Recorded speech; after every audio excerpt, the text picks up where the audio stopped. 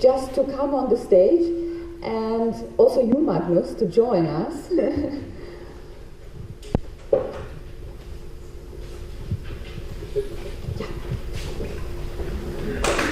Is the other one?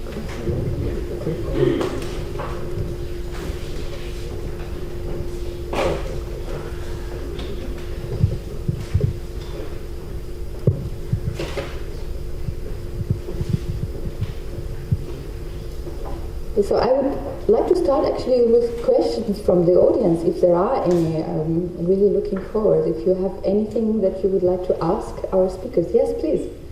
So we're talking a lot about HPV vaccination and the benefits vaccinating young girls, and this goes to boys as well.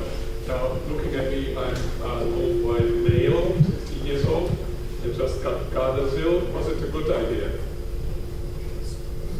Magnus said yes, but I don't know. So, I mean, from a public health perspective, it is potentially questionable. From, I think, the MSD perspective, it's probably a really good idea. So, I mean, I think it doesn't hurt. I think that there is probably a small benefit for the population, but there are some simulations that showing the cutoff of. Right, I think what is known from current models is that it's not cost effective, why you say it's not a good public health thing.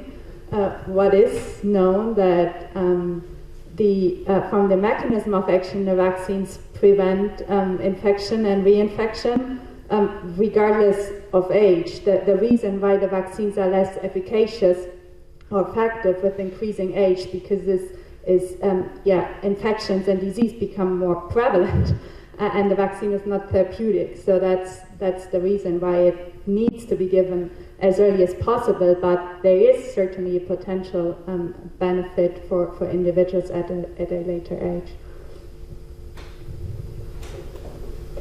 Any other questions? Yeah, over there. I wonder whether some of the effects which have been described for aspirin, for example, which has been talked about here, whether that is due to the effects on reactive oxygen species. Reactive oxygen. That's an interesting question, and I don't have a good answer to it. The truth is that it's been described as a dirty drug because it is a natural dietary component that we lost and then reintroduced. So it's actually incorporated into a whole range of different pathways. And that almost certainly is one that will be relevant. You actually allow me to actually answer a point that Matthias raised. I can't yet tell you, but we've actually got the gene on the T cells that the urinary thromboxanes take out. So one of the direct effects of aspirin and naproxen, which is also a non-selective COX inhibitor, by taking out platelet activation, you take out thromboxane, and it's the thromboxane that's actually taking out the T cells. And Rahul Roy Chowdhury's got a paper coming out saying we've actually identified the specific gene that the thromboxane is hitting, which is a further encouragement to believe that there is a massive effect of platelet activation on the immune system, which sort of starts to make sense of some of our observations. But yes, thank you. I think ironically, one of the other diseases I worked on was cylindromatosis, and the CILD gene suddenly came to huge prominence because it is a key component of the ubiquitization pathway, and it turned out that salicylates influence that too. So almost everywhere you look in cell biology, you can find an influence of salicylates, probably because they were, throughout our evolutionary development, a normal component of our diet, and therefore, just as we, like fruit bats, can't make vitamin C because we ate lots of fruit, so we probably use salicylates in all manner of pathways that we accidentally lost when we stopped, having dirty food, basically. Well, to explain, Professor Peter Kramer was asking the question, who has discovered one of the pathways of apoptosis with Talk at lunch. question if I may. We have looked at aspirin use and ovarian cancer risk, and we found like some protective effects but very specific to low dose use, not the high doses. I just wanted to make sure I understood. You saw effects stronger for high dose, less for low dose, but you said that it's still probably a platelet mechanism because you couldn't get to the dose of true like anti-inflammatory. So I didn't tell you the results of CAP3 because I don't know them yet. I won't see them until the first cut next month. So I won't know whether in our trial, where we randomise people to different aspirin doses, whether the cancer preventive effects are equivalent. My strong suspicion, based on what I now know about platelet activation, is that all 3 doses will be effective. We just went for the slightly higher dose to not miss something. But as you're absolutely right, that 600 milligrams of aspirin is not an anti-inflammatory dose. When I was a boy in rheumatology as a resident, we were told we should start at 900 milligrams and we could go up to 3 grams a day, but if the patient complained of ringing in their ears, then we should slow down. So salicylates were used in prodigious doses in the early 20th century, which again got it its bad name because of the huge damage that did. But we've sort of been looking in the wrong place. We constantly talk about these drugs in the context of anti-inflammatory effects, but we're using them in a sub-anti-inflammatory dose, so we have to think in other ways. But it's quite hard to unlearn many of those phrases. I keep saying it's an NSAID, and it's not an NSAID. It can be, but we aren't using it in that way. I mean, ours is based on observational data, and so the low dose is a daily use pattern, whereas the higher doses are less frequent use. So our explanation is it's not necessarily the dose, it's probably more the frequency of the use. Is that something you would... Well, yes. I mean, the thing is that aspirin, because of its permanent inactivation of the platelets, you will see a clinically significant effect from single daily use. But actually, Peter Rothwell made the point that in big people, the 75 milligram dose probably isn't high enough, and that's another factor that we need to incorporate into our thinking. What's ironic is 125 years in, we're still learning really basic things about how aspirin works, and what we thought was right may need to be rethought. On the ovarian cancer front, I mean, the epidemiology across cancer, as you know, is real. Colon cancer seems to be an even more responsive area.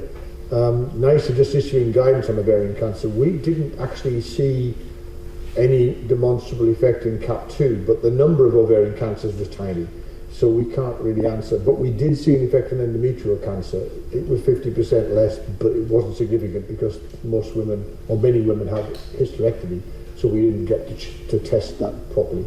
But my strong suspicion is this is a generic effect with some sort of peaks and troughs in different cancer types. First of all, thanks for fantastic presentations, which makes me dare to pose a question, maybe to all of you, but maybe John and Matthias and then Magnus. I've been puzzled for a couple of years now by an observation that might have something happened. We're already discussing it at the WHO tumor classification. Is there an idea from your side why specific organs, I'm talking about my pet work, liver, hepatocytes, and others are protected against genetic tumor symptoms? So, if you have leaf-Romani, if you have FFP, and so on, the liver is largely not affected. Yeah, I mean, I think it's one of those sort of things that we all just take for granted. And yet, I mean, the mismatch repair system is critical to all cellular organisms. I mean, it is as fundamental as it gets. And yet we can take it out, and only certain organs develop cancers. And we don't have a logical explanation for that. Paul Muller came up with the observation that it seems to particularly hit endodermally derived tissues. So that this might be there might be an embryonic tissue layer which has triggered Magnus into body language, which suggests he wants to comment on that. I mean, in Lynch syndrome, of course, we get hepatobiliary cancers, but it's primarily in the hepatobiliary tract rather than the liver itself. I don't know the answer to that. I wish I did. It might be worth a Nobel Prize if you can crack that. Maybe a question back to you, Peter. I don't understand enough of the liver. But does the liver have a proliferation rate of kind of a tissue or lineage specific cells that are in a constant proliferation rate? Because I think to develop a cancer, you always need a pool, a high pool of cells that continuously replicate. And that might be less in the liver than in other organs. That's a good idea, but on the other side, we have to say that the liver is the organ that is most affected by these chronic diseases that lead to high proliferation. And although the liver is quite silent, it proliferates, but it can push up its proliferation dramatically, like hardly no other organ. So if you chop off half of the liver, it takes 2 rounds of replication of every hepatocytes, and the liver is back to normal. So it does have very, very high proliferation rate, and there are enough people around, all with chronic hepatitis, NASH, alcoholic liver disease, that keep their liver proliferating for years and decades. So it might be, but it's not a silent organ. But Matthias has this. I will find it. No. Yeah, we discussed it exactly, and I like the turning the point of view around and saying it is protected, because otherwise I just thought in similar lines, thinking low proliferation rate, maybe an immune environment, and maybe also that just the most common hereditary cancer syndromes with their molecular features are not triggering the right pathways in the liver, maybe epigenetically, maybe genetically. We also don't know why Lynch syndrome does not predispose to a higher risk of breast cancer. We don't know why BRCA carriers don't have a higher risk of colon cancer, and the liver may be by chance one that is not affected by either. But I think thinking the other way holds great potential. We should discuss it further.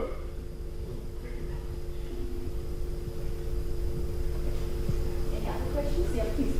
I have one question to Miriam. So the last trial you mentioned in your overview slide, to me it seems that you give prophylactic vaccines to adult men who already have cystic lesions. You say right? Yeah, no, sorry, that wasn't clear. I was very short on that. So that is a trial that includes adult men up to age 45 that have not been vaccinated, and the trial endpoint is persistent oral infections. So we look at their all HPV infection status over time to demonstrate whether the nonavalent vaccine prevents persistent oral HPV infections. That trial is first of all a post-licensure requirement of the FDA, because the FDA has granted us approval for the prevention of certain HPV associated head and neck cancers without a formal clinical trial demonstrating this. So that was the main reason why we initiated that trial. But we hope that the trial will also help to improve the knowledge in that area. The trial has been ongoing for quite a while, by the way, and it's event-driven. So the numbers of events that we are seeing have been slightly slower than what we originally estimated. So, but still, we look forward to this, and hopefully we have results in the next 1 or 2 years or so.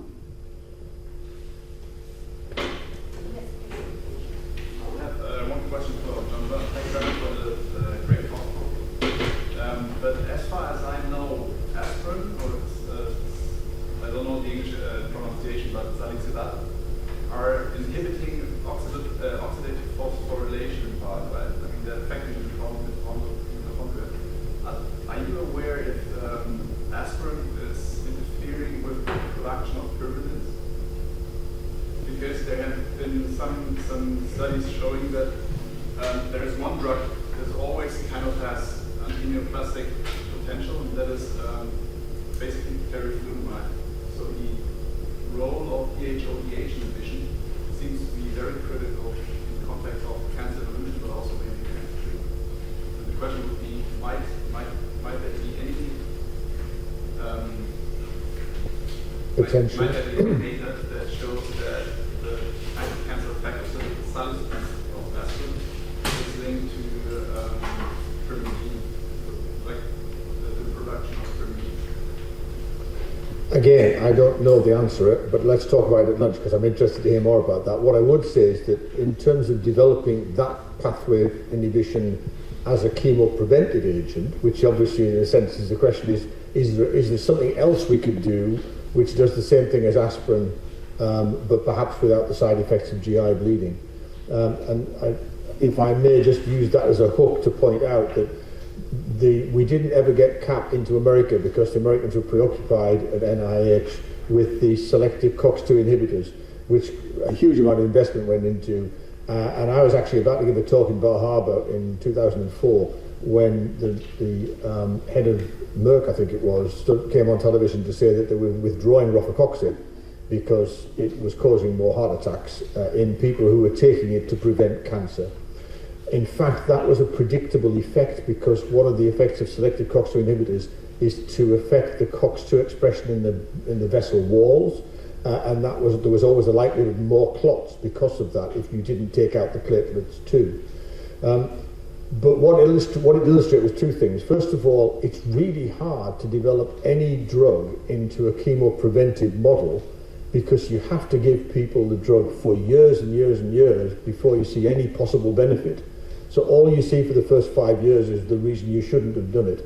And unless you have absolutely cast iron and sort of safety data of more than 2 decades, it's really impossible to do that. And no pharmaceutical company has got 20 years of safety data on a drug they want to try to make money from. So the entire patent system for drugs almost excludes new drugs from chemopreventive research.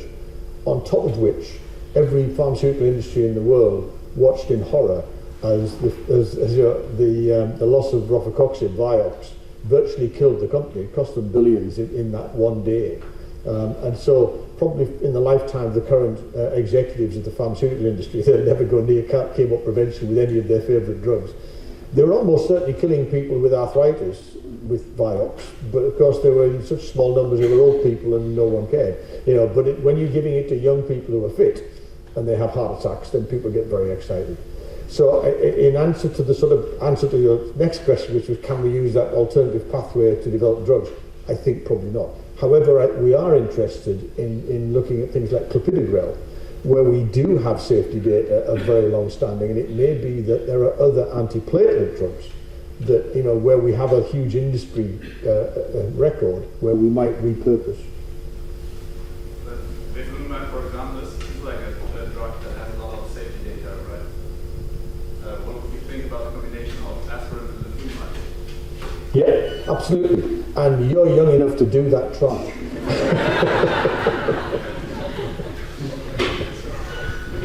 Actually, sorry, there's a question. I'm going to ask you a question. I would like to comment on liver tumors. In children, there's hepatoblastoma. There are several conditions predisposing to hepatoblastoma, including lactic syndrome, and also FAP is also predisposing to hepatoblastoma. Yeah, they do get hepatoblastomas, that's true. But actually that's slightly different in that they are hepatoblastomas. Right. So that's an embryonic tumour, right. Which obviously get injected with vitamin and so on. So it's perhaps slightly different because you still have those residual embryonic cells like in the retina for the first few years of life. So they are susceptible. So that's well done. Wish I thought of that. Can I ask just Miriam, before I forget the question, I'm getting old. My friends in rhinology tell me that the HPV virus in head and neck is actually in the tonsils, and that there are now technologies for using a kind of light laser to just basically eradicate the virus from the tonsil, which I don't know whether you're aware of that, but I mean, whether that potential for topical treatment would raise the interest in more screening tests in, for example, among dentists and so on, to test for tonsillar HPV retention, because that's rather like the cervix. You could ablate it potentially. Is that something you're aware of? Well, there are people in the room who can better speak to that than I think. But indeed, it's currently a big gap to screen for HPV-associated head and neck cancer, because the clinical and histologic precancer lesion that we can detect in the anogenital area has not been really identified in the head and neck region for HPV. So that is a big gap why we don't screen for them. I haven't heard I need more to learn more about what you just explained of topical treatment to remove HPV from the tonsils. I haven't heard about this, but there's other research ongoing on how we could early identify HPV in the head and neck region. That's a clinical problem. Most HPV infections clear, and it's very prevalent, so that needs also to be into account. Maybe a comment from my side. So there's evidence that HPV is replicating at very low rates, or even not at all, in the vulvar epithelium in the oropharynx, and this is in sharp contrast to the cervical and all the other epithelia. And that's why it will be pretty hard to detect just on an HPV assay these tonsillar cancers. Maybe, Nico, you have more information on that, but... My colleague at NCI is conducting a large study on head and neck cancers, in Taiwan actually, and I think it is one of the big challenges is not being able to identify the site, and there are a lot of abnormalities that you can pick up, but most of them are just harmless changes, and then there are a few high-grade dysplasias, and biopsy is a big challenge because it's very painful in the oral region. So I think there is a big gap at the moment that we have to deal with. If I may ask, the question is HPV for oropharyngeal cancer directly on normal tonsillar epithelium, or should we first have some damage about smoking, etc., and then those cells are very susceptible for HPV?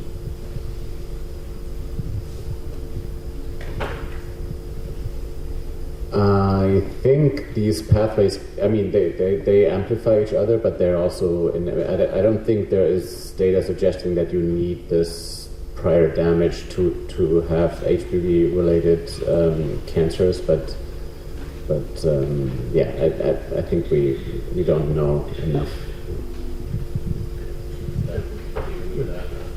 I think the evidence that it occurs in people who never drank and who never smoked, I think is quite high. Yeah? So the cancer, or the HPV-triggered cancer of the more well-educated and more wealthier people, and I think that suggests that it's a primary infection of a certain stem cell in the oropharynx that then becomes transformed in a one-hit mechanism by HPV. And I think the molecular data, because it's all about the activation of the E67 genes in a cell pool that starts proliferating, argues in favor of the one-hit aspect in comparison to the multi-hit events that you were suggesting with pre-damaged epithelium by smoking or drinking.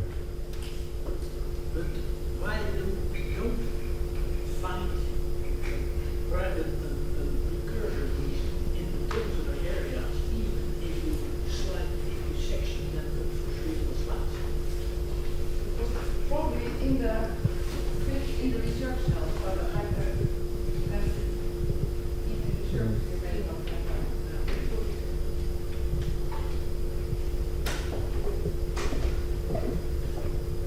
Any other questions? Yeah, please. So, sorry for that question. I looked into 2 decades ago, and when we worked together, I thought Lynch syndrome was a rare disease. So what I learned today is that it's massively underdiagnosed. So if you have Lynch syndrome and get old without getting a tumor, so you have a certain immune status. So could that be of diagnostic help?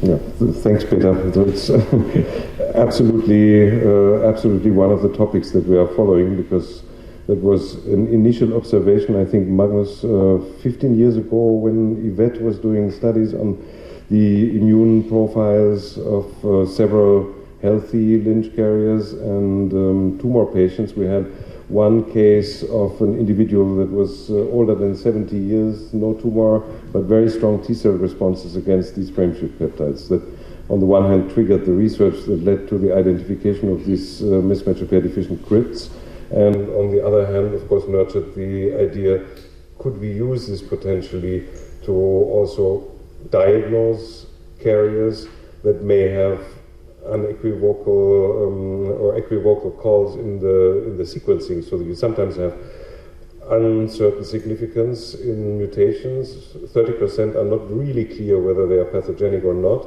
So in these cases, it could really be helpful to do that, and it's an ongoing project. We have data on that and have at the moment a set of 7 frameshift peptides that is significantly associated with the presence of Lynch.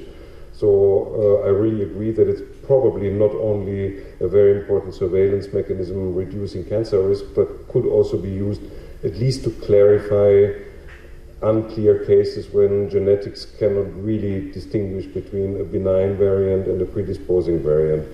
So hopefully in, I would say, 2 years we can be more definitive with the answer. Thank you. Any other questions? So maybe then to wrap up this session, one final question from my side, because all the speakers were referring to the long journey to cancer prevention.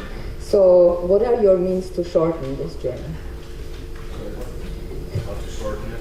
How to make the journey short? You go first. Well, if you're going to do this research, you've got to start at a young age. That's the important thing. So, because we probably aren't going to shorten it. I'm hopeful that some of the new technologies of single-cell research and organoid development and so on will allow us to do some of these experiments a little more quickly.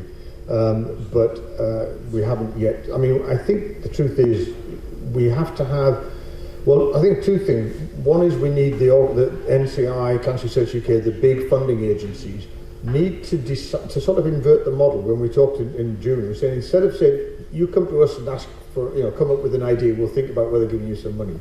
Instead we said, we are going to do a 10-year trial in this situation. In other words, and we don't waste years and years trying to get the funding to try the thing. A decision could be taken by the funders to test something, and in the length of time we often spend to get the grants, we could have done the trial. So I think that's one important thing. The other thing is, I think we made a big difference in Europe with the rare disease development, with orphan drugs, where we said if you develop a drug for a rare disease, we will protect your cells for several years so that it's worth making the drug. And now, of course, we're seeing a whole host of new medications and new monoclonals coming out to cure very rare conditions, because the companies making them can make a living having made them. And we've got to do the same for chemopreventive agents. If we, for example, said, here's a drug that we think has chemopreventive properties, then you could potentially grant a license to the owner of that patent to have an extended patent for chemoprevention work, so that they would still own the use of the drug in that space. The problem at the moment is if you spent a fortune, as Bayer have with us, because they love aspirin, but I mean, if a smaller pharmaceutical company tried to develop a chemopreventive agent, and did so, then someone in India would just make the same drug and sell it, so they wouldn't make back the money. So A, they're putting the company at risk because they're treating well people, and B, there's no pathway to funding it or to making a profit. So it's actually, the board will not allow you to do it. So we have to change the rules on drug patenting if we're ever going to get the pharmaceutical industry back into this space.